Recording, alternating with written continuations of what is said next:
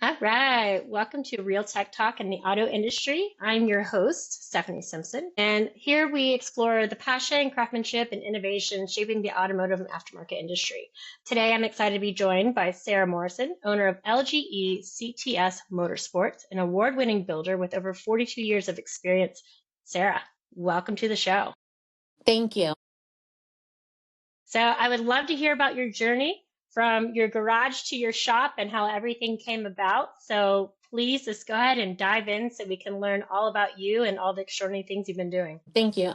So basically, I grew up in a shop. My parents owned an auto body collision repair shop, and I was the younger out of the two girls. So my sister Teresa, and then myself, and then so we were always at the shop. We were always around the shop. You're both my parents worked there, so it was constantly like our life just grew up around it. And then when I was 13, my dad bought me a 1970 Chevy El Camino to restore, so that I would have it for my Nice. 16th birthday. That's First, I was a awesome. lot like, oh my gosh, I don't want this car.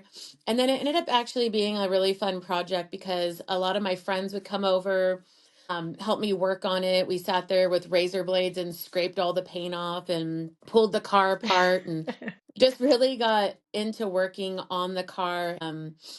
I know it was fun being able to see the progress of it, and being able Yeah. to choose the colors I wanted, to choose how I wanted everything to look. And to me, it was just this whole experience that was just kind of amazing. It was kind of, like anytime you finish a project, like you have this sense of pride, right? Like Hmm. that you finally accomplished something. And I don't know, it was really kind of cool that my dad and my mom instilled that on us because they could have just bought us brand new cars and, Yeah.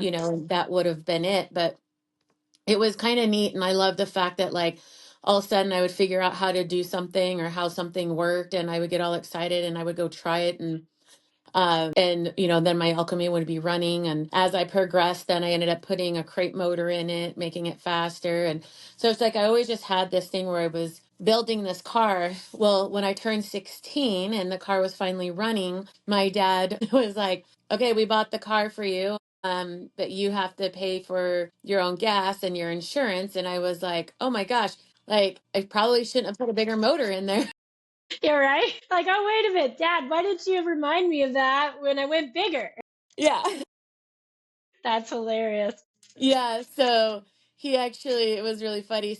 My dad always would paint vehicles for the SEMA show. And a lot of times people would trade him product, but he didn't sell aftermarket products at that point. He was only doing the auto body stuff, and he would sell some Okay. stuff here and there, but like very rarely. So I told him, I'm going to start selling all those parts you have upstairs. And I started going to the swap meets on the weekends. Then I was already going to mini truck shows with my friends, and taking my El Camino. And then a couple times I'm like, this is all the stuff I sell. I could just be selling it here at the shows. So then I bought a little enclosed trailer, started taking parts there. Then I had people ordering parts from me, and I just kind of escalated from that part. And then in 98, when I graduated from high school, I went to go work for someone else. Oh, I forgot. I started a website before that, which was called Okay. customtruckshop.com. Um, and customtruckshop.com, the reason I picked that name was they didn't have search engines back then. So you had to Yeah. physically type in the name. Yeah.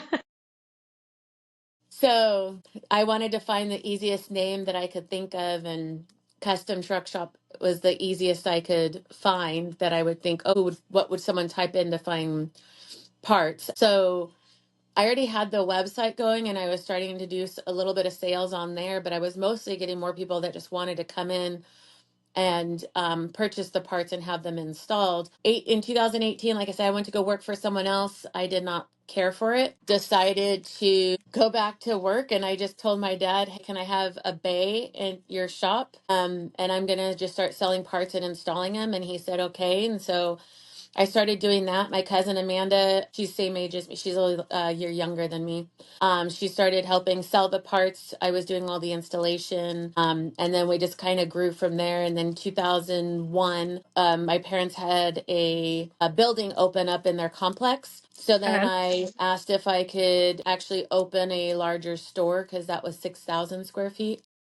Hmm.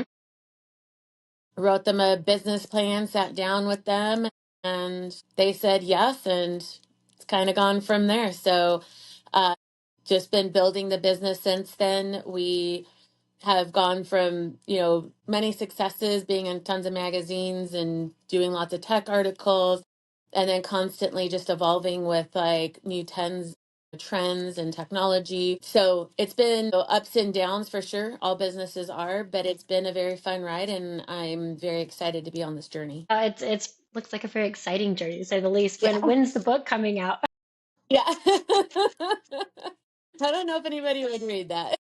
No, I mean, it sounds like, I mean, it's just what you just hit on just so early in our call and just your website alone, that there's a lot, going into your whole story and the development of everything, especially for your deep love for the outdoors and the adventure, which is quite evident across everything. How Yeah. does that influence your design and services? Does that keep molding it and shaping it? Is that the whole premise of it? Tell me more about that. Yeah, I mean, definitely. I've always grew up going off-roading. I mean, since I was little, we've always been going to Glamis or to the river.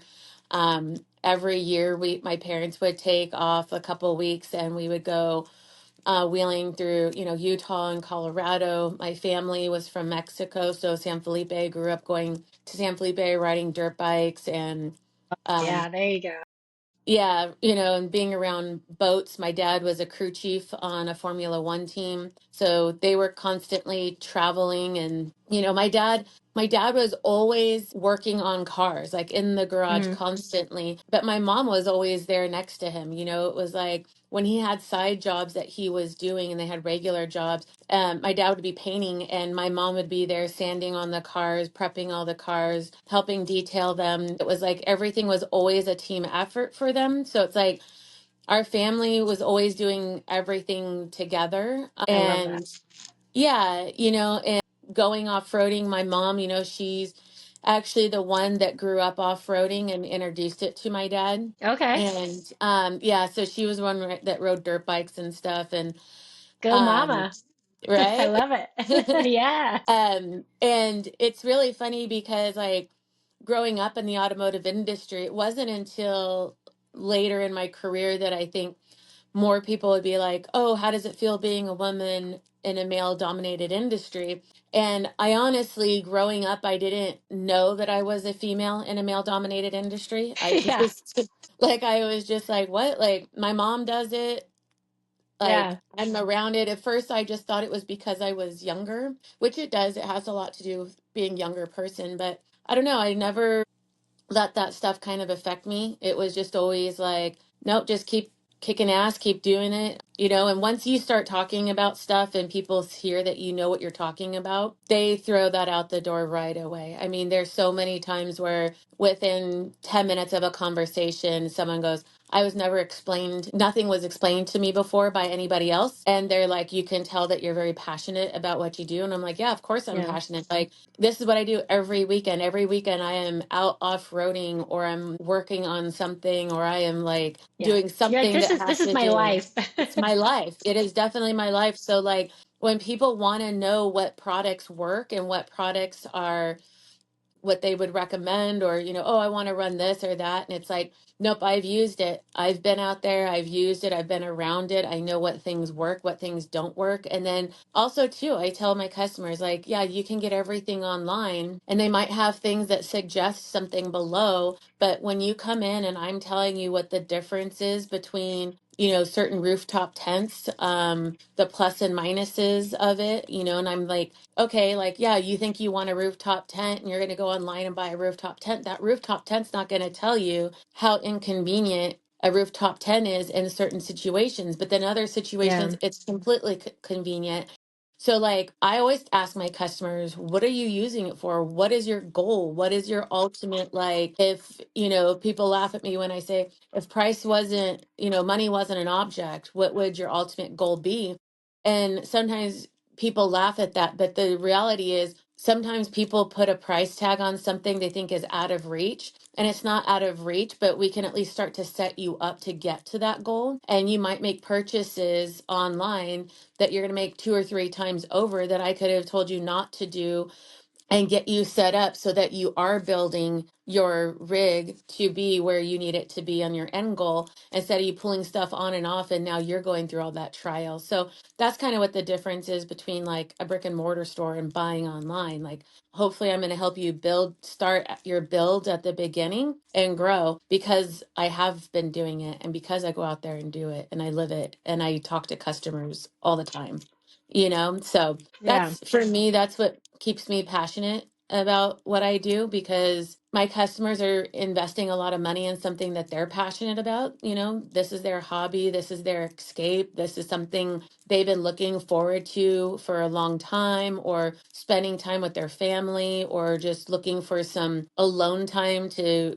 escape their everyday like hectic life. And I find it very honorable, the fact that like I get to be a part of that journey. No, that's huge. And that goes right into like my next question is what type of outdoor activities are your clients usually preparing for their vehicles for? Like, do they relate from your site or they come with like off the wall stuff for you?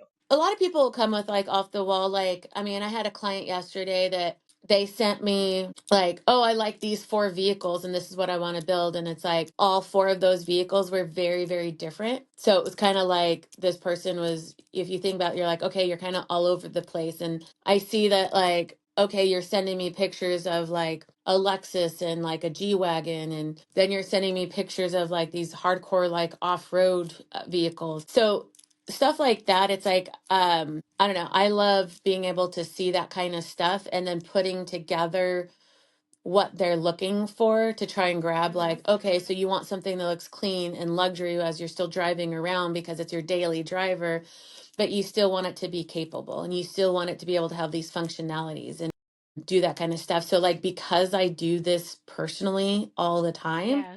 like I'm able to understand what things like you really don't need, and then hopefully understand what things you do need and that you shouldn't be out without those items. No, I love But that. like You're able to it, bring like your passion and validity to like what you can yeah, bring to the table. And but then like with balancing performance and style at the same time. yeah, and I have like a wide variety because like, I mean, I go to, King of the Hammers or Moab, and I can actually wheel and go off-roading. And then there's like the overland style where it's like, okay, we go out camping for a few days, and and then maybe that time we're going hiking, or like, the other day we went out camping, and we stay in our regular trailer, and we went wine tasting for the weekend There and you stuff. go. But it's like, right? Yeah, so it's like you Yeah. got to have everything. But being able to understand that, like, our customers, no matter what they come to us for how they want to set up their rig, like, okay, we have a trailer. I understand how to load it. I understand how to set up your truck to carry that weight. Or if it is overlanding, like same thing, like a lot of people don't look at the fact that you have to load your vehicle a certain way. You can't just put everything on one side. Or when you do start to go off-roading, like, and you want to try and get something a little crazier than just a standard fire road, your vehicle's going to handle differently. The weight's going to shift, like, and people don't think about things like that. No, they don't. It's almost Yeah. scary sometimes. You see people hauling stuff and you're like, they need to be get certified for that.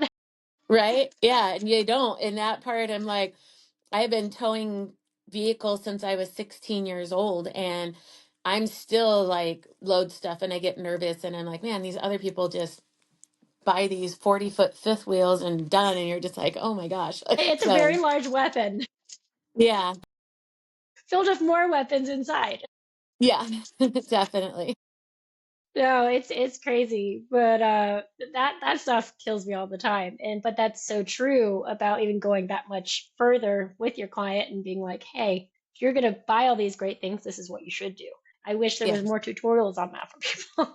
Yeah, but it's hard to explain it too because it's like, and there are some out there, but I don't know if like all of us business owners were small companies, and it's like even some of the large companies that are manufacturers, they're also a very small family ran company.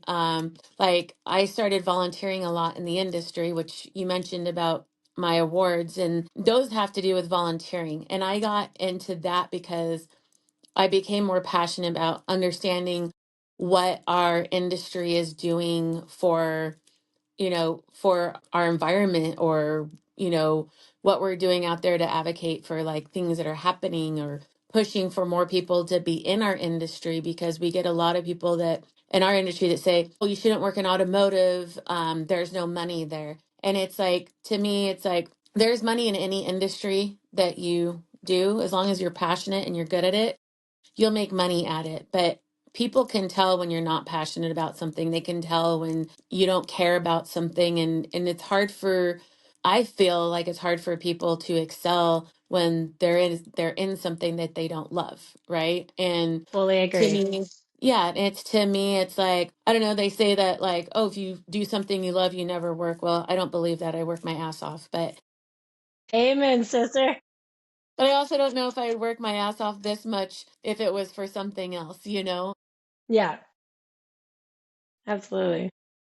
But I love it, and I love inspiring other women or other people to get into the industry, to do what they're passionate about. Like, yeah, it's hard, and people go like, "Oh, but it's so hard and I have to deal with this." And I'm like, life is hard. Life is hard, and no matter what you do as a job, it's going to be hard. So you might as well do something that you love Yeah, so that it makes it worth exactly. it. Yeah, You can't live 8 to 5 because it does become work. it does. What you do, your heart should be in it. And I fully agree. And I love that you drive that home so many times. And I think that's amazing because Yeah. I think with all the changes that are happening, we're all getting very distant from that for sure. Yeah. Yeah. And it is. And it's like the world to me has changed a lot, obviously, since COVID, and understanding like people's priorities have changed a lot. Worth ethic has changed a lot. And I don't know if it's necessarily like just because of COVID, or we just got used to like the being indoors and, trying to figure out like different ways of things. But a lot of things have changed. And as like a business owner, we're constantly trying to adapt to those changes and adapt to the different things that are happening in the world. And I think that's one of the biggest things for like any person. It doesn't even have to be a business owner, but I think like sometimes people forget like how much rides on business owners, as far as like you think like, oh, I get it, you have the stresses, we see it, we have the stresses too, but it's a completely different thing where it's like we're constantly like, things are slow, we're stressed out that they're slow. Things are busy, we're stressed out that things are Yeah. busy. Making sure that we're investing, things the right way, the way we're supposed to be investing it. Making sure we can look at trends and different technology that's out there. Are we implementing them? Are we jumping into it too soon before we even understand it? It's like sometimes you go out there and you invest in something and you don't even understand the programs yet. And then you're wasting your money because it's the first one out and you think you're going to be behind times. And then it's like a few months later, the third one that came out was actually the better technology and the user Yeah. friendly one. And you're spending that money again.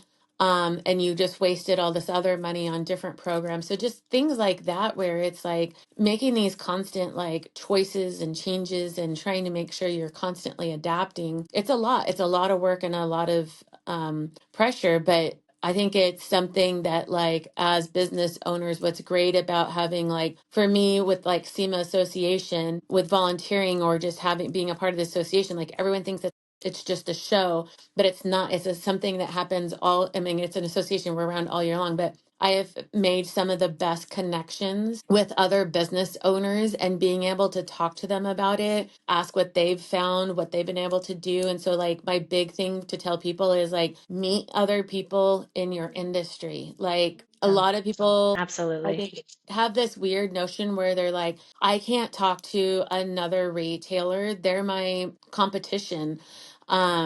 And it's like, yeah, I get it. We're like a bigger world now where it's like everyone's our competition because we all have online stores, or, people come from us a lot further away than they used to. Yeah. But also, like, I have grown and learned so much more from those people because we've had situations where we've gone through something that affected all of us business owners that were like government related. And the fact that a lot of them, we could walk into each other's shops and know each other by first name and say, hey, I just got sent this letter. And I'm like, oh, yeah, I got that too. This is what I said.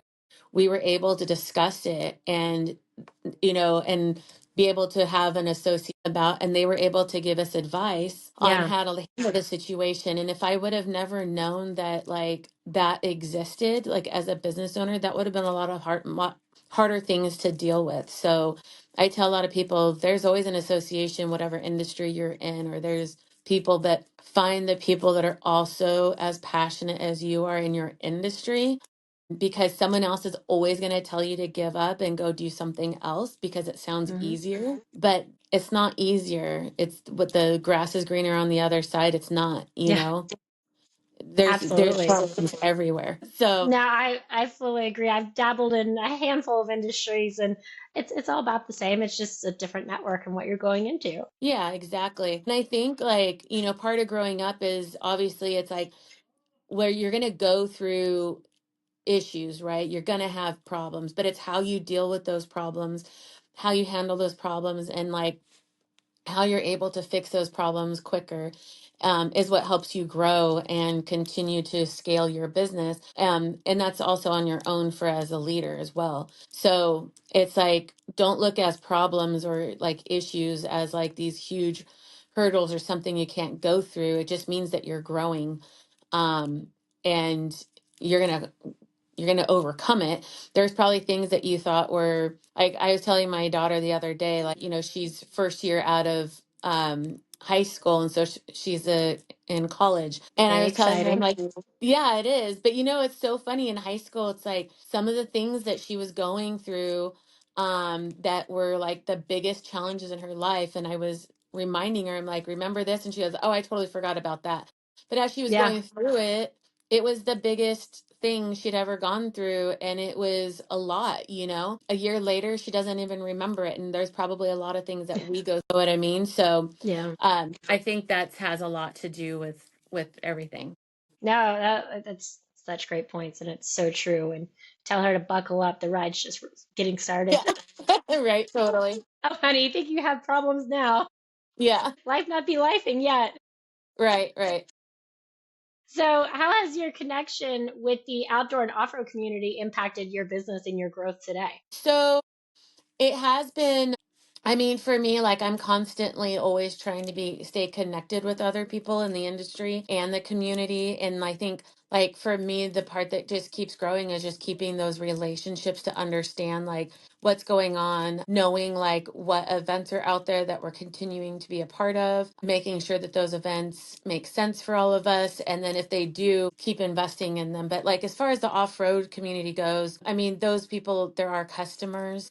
They're the people that believe in us. And so, it comes on both sides of the retailer side, as a business side, I mean, and then also like with the consumer side. So, as far as the off road community goes, we support it highly, and we're always out there trying to be, they're like family to us. Yeah, Yeah. especially when you remain present. That's huge. Yeah, I think it's always huge, right? Like, you have to stay present, you have to stay in front of people. And because if you're not out there and you're not seeing what people are looking at, or the new trends or what is, it's like someone else is going to show up. So, Now, and clearly that's what sets you apart. And so I love how genuine you are. So you have to tell us then what's for the listeners, LGE, CTS.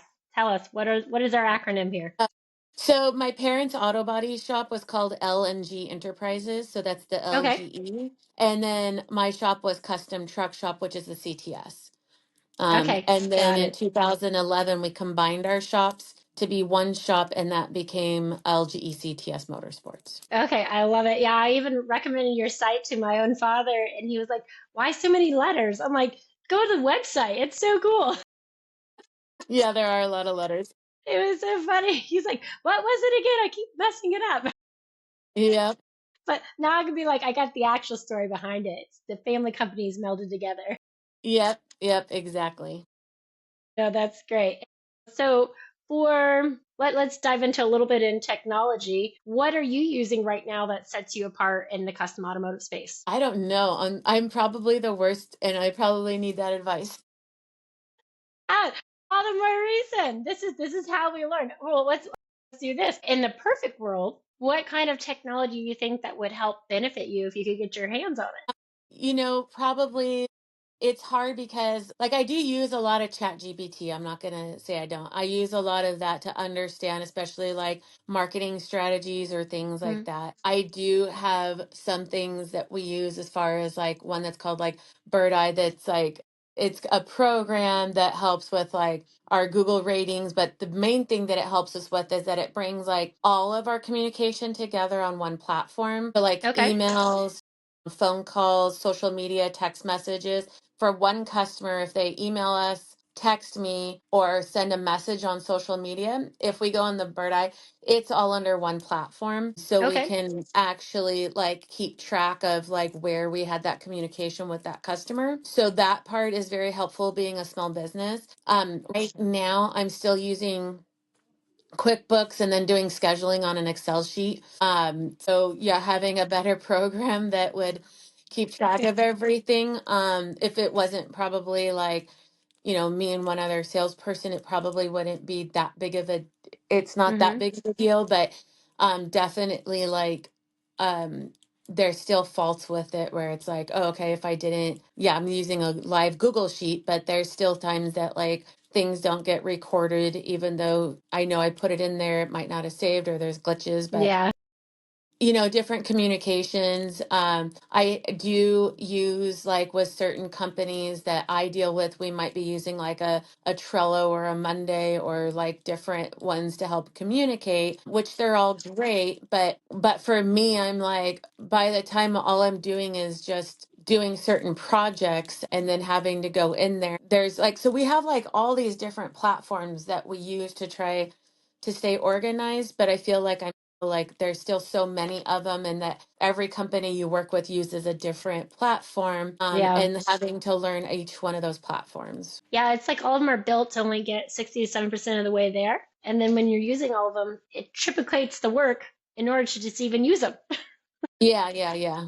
And that's where I feel like a lot of people get frustrated today. But do you feel like this is changing like your approach of builds and repairs? Like having that chat GPT, is it making you more efficient or more knowledgeable on certain things like hoops and hurdles, if you would, or honing in on like issues or providing solutions or improvements? Stuff. I mean, not, I don't use it too much. I would say that, like, I mean, I did use ChatGPT the other day to find out, like, if other people were having issue with something and it brought it up. I'm going to say I mostly use ChatGPT for like marketing and sales strategies or like, for me, like when I did find out like about Bird's Eye and another company I was looking at, I was able to throw it into ChatGPT to find out what the differences were, Okay. what they thought, which one, it recommended for me when I'm sending out like certain emails or certain campaigns for marketing. I might throw it in there to get some like a little bit more catchier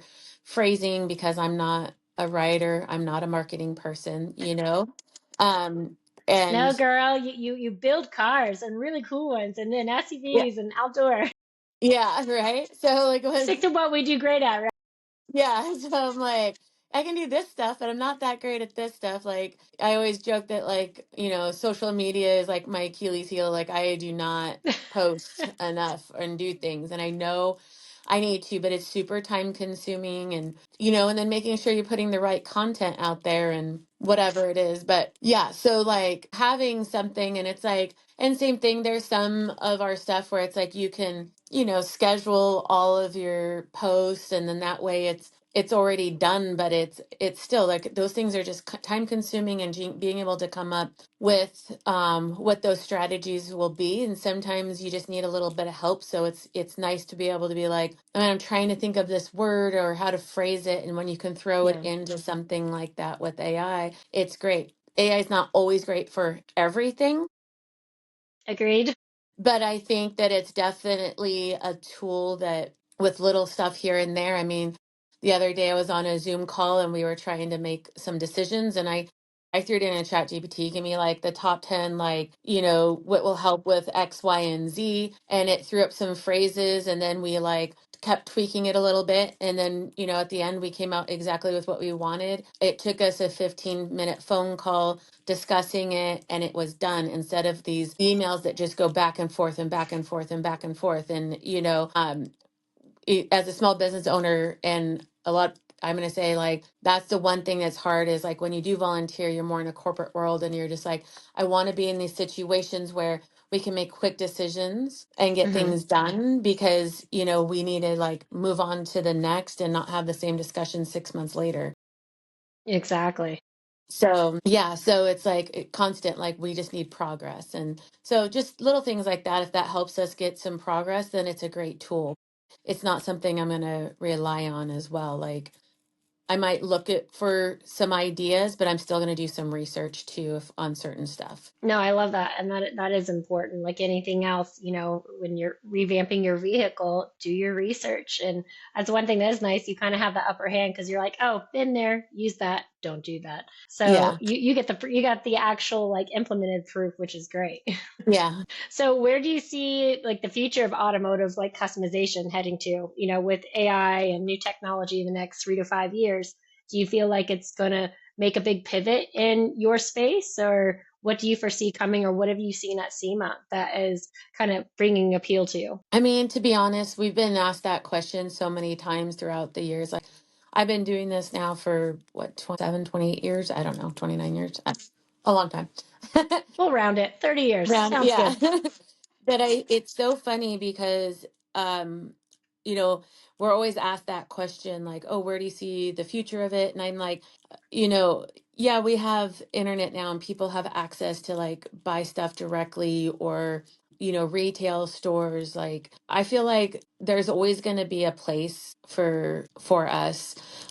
I feel like it's going to continue to grow. We're going to be more probably specialty things where it's like people drive every day. They spend more time in their cars than they do in their homes, Yes. and it's funny because a lot of people go, oh, I don't accessorize my vehicle. And I'm like, yes, you do, because you have different floor mats, or you added stickers, or you added bling. Like you do something to your vehicle to personalize it and to make it comfortable for yourself. So you do accessories, just in different ways.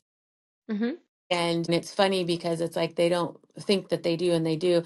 I think it's always going to be around. I think everyone's going to be constantly building and innovating and coming out with new ideas. And it's Yeah. whether we decide to stay up with those trends and see how our business can evolve with those trends, which is going to keep us relevant in the industry. Yeah, absolutely. What do you foresee as some of the biggest challenges that you face in staying competitive and innovative? Competitive wise, I mean honestly, for us, like I think being competitive right now is just the fact that like we have to now sell against manufacturers that we're also selling. Yeah. The part that, like I said, like you can buy stuff online, but for that part, if you're going to be running like two different brands together, someone like us is going to be able to tell you those two brands might not work together well, Okay. or what is. And I don't know, I mean, there might be certain things that we don't provide anymore because it's Hmm. something that just isn't there. But like I said, I think if we stay understanding what the consumer needs and wants, and how we can make sure that we handle that for them, I think we're going to continue to constantly be there for them. Have I an idea of what that looks like right now? Not necessarily. Yeah. um but I probably could have told you when I started my shop 90 or in 2001, I would be bolting on rooftop tents with awnings and refrigerators. I mean, we were already doing similar little stuff like that for travel. And Yeah. but the fact that people would be driving around in their everyday cars like that, like I probably wouldn't have been able to predict it. So I don't want to say like, for sure, like, oh, this is where I see people, but I don't know. I like the fact that people keep coming up with ideas and they keep being Hmm. passionate, and we're going to keep trying to see what those trends are and see if we That's good to hear. And how do you yourself stay connected to those trends? How do you stay informed and kind of stay ahead of the curve of what's coming down the pipeline? it is constantly going out, being out with other people in the industry. For me, it is going to the SEMA show. It is going to other trade shows. Um, I am on different, forums or different, Facebook or Instagram pages that we follow because I like to see what the consumer's saying as well. But I guess it's just staying connected however we can, but just trying to be as involved as I can in the industry. I also look at other industries as well to see how those trends are changing because sometimes those trends will start to follow into our industry as well. So it just all depends. But I always tell people, I'm like, I'm constantly watching other industries, not just mine, especially for business, to see how their industries are doing because their industries affect our industry. So I'm constantly Good point. watching trends. I'm looking to see what's happening. I don't know. It sounds like a lot, but it's like I said, if it's something that you're into and you like, it's not that hard because it's like, this weekend, like, oh yeah, we're going out to the desert with our friends. We're going to go off-roading. The following weekend, we're going to head out to the desert again, to a different desert with different friends, with people that are in our industry. Yeah, And we constantly have those discussions and talks about what their challenges are, what we're going through, what they're going through. And those are just friendly conversations. yeah. Um, but You can understanding learn a lot from those, though. That's what people don't realize.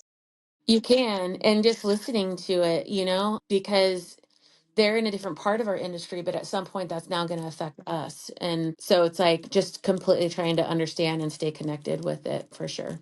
It's a good point again. Do you feel like with the industry wide across all industries, do you feel like the technological changes have they impacted your business model that you've been using all these years? I mean, yes, because like, do you mean for like work wise, like as far as like in office or like working on vehicles? Both. I mean, and that's actually both sides. I mean, the question Mhm. fits for both because, how has it changed for you, behind closed doors, working on everything that you do and what your output is, and then how does it affect, the big picture too? Right. So in our offices, we have, like I said, we've used a lot of different things for technology now.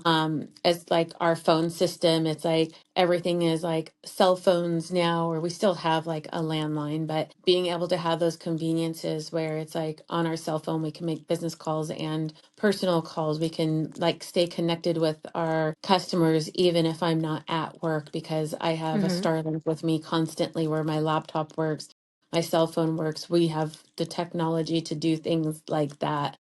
Yeah. The different programs, because everything is a cloud based, I'm able to have my office wherever I go. So those kind of programs are great. At the fact that, like, yes, I can still be out doing a photo shoot for something that's really important, but I'm also able to still answer phone calls, an email if I really, really have to. At the end of the day, if I'm out in an off-road an event and I'm gone for 2 weeks, I do have the ability to set up an office inside my trailer and still be able to be connected. I mean, yes, don't see my in-person customers, Yeah. but we're still being able to do things. Technology on vehicles, those are constantly changing. But like I said, our industry is smart and they keep figuring out ways. So yes, we have to constantly adapt to like different things. Like, there's like the ADAS now, which is, or any of our like adaptive cruise control settings, sensors on your vehicles, the cameras on it, like all of those things are affected now. On like the new Super Duties, they have sensors that if the front arm is in a certain position, it lowers the headlights automatically. So it's like learning all these different sensors, how to work on Yeah. the cars now with them. And but it's great. In our industry, we constantly have classes or different things that we can attend that talk about these things. They also have them on YouTube. So we're able to like, they're like, okay, we had the class, it's on YouTube. So now I can like send it to my guys and they can watch it if they weren't able to go in person. So it's like that kind of technology. We didn't have it Mhm. back in 2001, where it's like, we had to figure it out ourselves. And now we have, more access to things that Yeah. like people are putting out there. So it's good. No, it's good. How big is the family today? How big is the business today? So actually, it's just me now at the shop. Um, Okay. yeah, so I mean I have employees, but my parents have both retired. And then my Okay. sister and my brother-in-law, we had started a company called Baja Forged, which is our manufacturing side. And a few years ago, Teresa and Jason, they took over Baja Forge on manufacturing, and then I took over the retail and build side because Okay. we were both all trying to do different, like trying to all do run this multiple companies. Wearing And these multiple finally, hats. yeah, and then finally it was just like, hey, why don't I do this and you do that? And it was like perfect. So we separated businesses, but yet like my dad has been here I think twice today. My mom picks up parts for me all the time. Like To keep them busy. It's good for I'm them. like, so they're still here, they just don't get paid. Hilarious. Right. Oh, yeah. Yeah. Parents. Yeah, right. No, I that's couldn't great. live So, do you without have them. any growth plans for the future? Do you have any goals and what you want to do with your brand and the output you're able to do? Yeah, right now I've been focusing a lot on growing the website. I do want to grow the business. I actually had I'm a person like you will see on the back of my door. Obviously you can't see it, but like I have a whole thing of like different goals and things that I I love want that you or do stuff that that. I You say. keep it in front Yeah. of you. That's awesome. That's Yeah. powerful. So, and I know exactly where I wanted the company to go. Right now, I think I'm going to I've been kind of rethinking if that's the direction I want or if I'm going to be going a little bit differently or like what that looks like. And I think Hmm. that just has a lot to do too with like, I'm getting older now. I am doing a little bit more different things. And how much time do I want to spend here versus other things? So just refocusing and I on that stuff. But I've been that person. I think it's just that time of the year too where I just go back through, refocus on Yeah. my goals and plans and want to make sure they still align with what it is. And if it doesn't, then I'll just make some adjustments or pull some stuff off that like I might have put as a priority and it might not be a priority anymore due to something else that might be something more important. So just little things like that. I love that you self evaluate. I think that's so important and paramount, and that too also gets forgotten. We become yes people and we try to do too much. And like you said with your family, everyone is wearing the same 30 hats, and you're like, wait a minute. Yeah. And it's funny because like I was telling someone today, I was like, man, it's like finding, really good employees that can wear multiple hats because we're still a small business and like, yeah, like I don't know, I was joking around like, it's like, yeah, you own these companies and you do all these things, but it's like I know people that own very large companies and we do that we go through the same things. It's like you think they don't, and it's so funny because half the time it's like I have these people that do own large companies and they'll come to me and be like, I'm struggling with this and this, and it's like half the time I'm like, I don't even know why you're talking to me about it, like I don't own that thing. But it is a lot of it isn't the fact that like they really are looking for like hardcore advice from me. They're just looking for someone to talk to that they can trust, that like Hmm. they don't have to worry about, and it's not one of their employees or it's not a family member. It's just somebody else that they can just throw some ideas off of, and it's great to like to hear those things from them and to have that, I guess. Yeah, I mean, it goes back to, building your network, and, you are the people you choose and surround yourself by, and the fact that you can have those people that are a safe space to talk about, the business hoops and hurdles, and, the great times as well as the bad times. I think it's, you're talking about, it went right back to what you said originally is we're not all in competition. We should all lean on each other and we should, Yeah. celebrate each other. So I want all my friends to win. Right. Yeah. Definitely. Now, I love the family fundamentals that you bring to everything. You can tell it's the anchor to your core. I think it's incredible, and I pray that always stays the beating heart of your business. I love your site. I was already bragging about you and telling some people because I have family that love the whole off-road network, and they're constantly tinkering and playing with their toys and stuff. So I get to double dip. I get to come in town, see the family, and go play on the toys that they built, and I just get to go Yeah, break them in. love it. I eventually want to get into that segment, and if my other half, once I say yes, I know it's gonna be a whole nother rabbit hole. So I have to pick and choose my words right now. Yeah. We need the kids to get a little older first. So yeah, for sure. But no, your story is a perfect example of blending passion with innovation. And I hope to help you in the future, possibly in the tech part. But hey, you're actually on the right path, though. You haven't ruled it out. You're adopting it slowly but surely at your comfort level. That's the most Yeah, important thing. yeah, What definitely. advice would you give to entrepreneurs, industry leaders looking to grow and to adapt in the era of rapid technological advances and change? I think like I kind of mentioned before, like find people, other people in the industry that you can run things by and talk about so that when you're making investments or talking about things that someone already has experience with, or they're also dabbling in it, so it's someone else you can talk to because they are investments. They are things that when you are going to be growing and making decisions, you don't want to invest money into making your company go one direction and really another direction would have been, and so you're spending twice the money. So I really always recommend having, you know, a mentor in the industry or friends or whatever you can in the industry that you work in that are people that you can make those phone calls and or be that phone call too so that you can continue to grow. Very well said. Couldn't have said it better myself. I mean, it's huge, and I'm very excited to keep watching your journey and definitely keep us informed and the new growth and exciting things that come down the pipeline for sure. And for all of our listeners that want to connect with you, how can they find you? They can find us on our website, which is www.lge-cts.com. You can also find us on Instagram, Facebook, and LinkedIn. Or we're located in San Dimas, California, right where the 10 and the 210 meet. Awesome. For everyone, for all your custom needs, Sarah's your girl. Go visit their website and give them a shout. Thank you so much again, Awesome. Sarah. I Thank appreciate you. you. All right. All right. You Bye. have a wonderful day.